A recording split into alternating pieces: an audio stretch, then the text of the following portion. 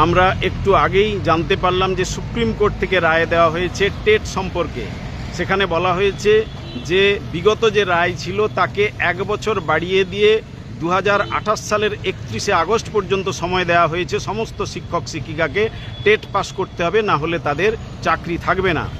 অথচ এই যে টেটের নতুন নিয়ম লাগু হওয়ার আগে নিয়োজিত শিক্ষক শিক্ষিকা যারা যোগ্যতার মধ্য দিয়ে পরীক্ষার মধ্য দিয়ে নিয়োজিত হয়েছিলেন তাদেরকে পুনরায় চাকরি রক্ষার পরীক্ষা দেওয়ার যে নিদান, এ অত্যন্ত অন্যায়। আমরা প্রথম থেকে তাই দাবি করেছিলাম যে কেন্দ্রীয় সরকার অর্ডিন্যান্স জারি করে এই সমস্যার সমাধান করুক, পার্লামেন্টে অর্ডিন্যান্স জারি করে এই সমস্যার সমাধান দ্রুত করা যায়।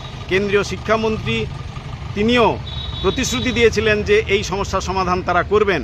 আমরা দাবি করছি এই সমস্যার সমাধান দ্রুত করা হোক। রাজ্য সরকার, নতুন রাজ্য সরকার ক্ষমতায় এসেছেন, তাদের কাছে দাবি জানাচ্ছে এই সমস্যার সমাধানের জন্য তারাও উদ্যোগ নিক এবং কেন্দ্রীয় সরকারকে তারা জানাক এ বিষয়ে সমাধানের জন্য।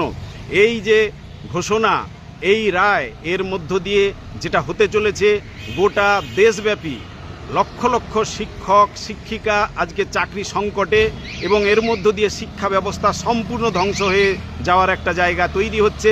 বেসরকারিকরণের কিন্তু পথ প্রশস্ত হচ্ছে, এক ধাক্কায় সরকারি শিক্ষা ব্যবস্থা ধ্বংসের দিকে যাচ্ছে, এই জায়গাটা তৈরি হচ্ছে।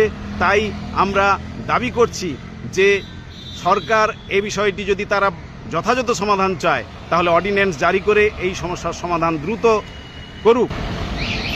পাশাপাশি আমরা আরেকটি বিষয় বলতে চাই যে পূর্বে নিয়োজিত শিক্ষক শিক্ষিকাকে যখন আবার একবার পরীক্ষা দিয়ে তাদের চাকরি রক্ষা করতে বলা হচ্ছে, এর মধ্য দিয়ে যারা আজকে নিশ্চিন্তে রয়েছেন তাদের উদ্দেশ্যে আমি এই বার্তা দিতে চাই যে আপনারা কেউ কিন্তু নিশ্চিন্ত নয়। আজকে যারা চাকরির পরীক্ষা বা বিভিন্নভাবে তারা যে পরীক্ষার মধ্য দিয়ে উত্তীর্ণ হয়ে নিয়োজিত হচ্ছেন, আগামী দিনে তাদেরকে যদি আবার সেই একইভাবে পরীক্ষা দিয়ে সেই চাকরি রক্ষা করতে হয় তাহলে এটা কিন্তু একটা দৃষ্টান্ত হয়ে থাকলো। সুপ্রিম কোর্টের এই রায়ের মধ্য দিয়ে কিন্তু কেউ নিরাপদ নয়, এটা মনে রাখবেন। আজকে এই রায়ের মধ্য দিয়ে কেউ মনে করবেন যে অনেকে যারা এটা এফেক্ট হচ্ছেন না তাদের ক্ষেত্রে মনে করবেন যে তারা হয়তো এটা তাদের গায়ে লাগলো না। আগামী দিনে কিন্তু এই রায়ের এফেক্ট সকলের কাছে আসতে চলেছে। সে জায়গা থেকে প্রত্যেকের কাছে আহ্বান, এই যে রায়, এই রায় কিন্তু শিক্ষা ব্যবস্থার উপর আক্রমণ, শিক্ষক শিক্ষিকাদের উপর আক্রমণ। রেট্রোস্পেকটিভ এফেক্ট কোনোভাবে মেনে নেওয়া যায় না।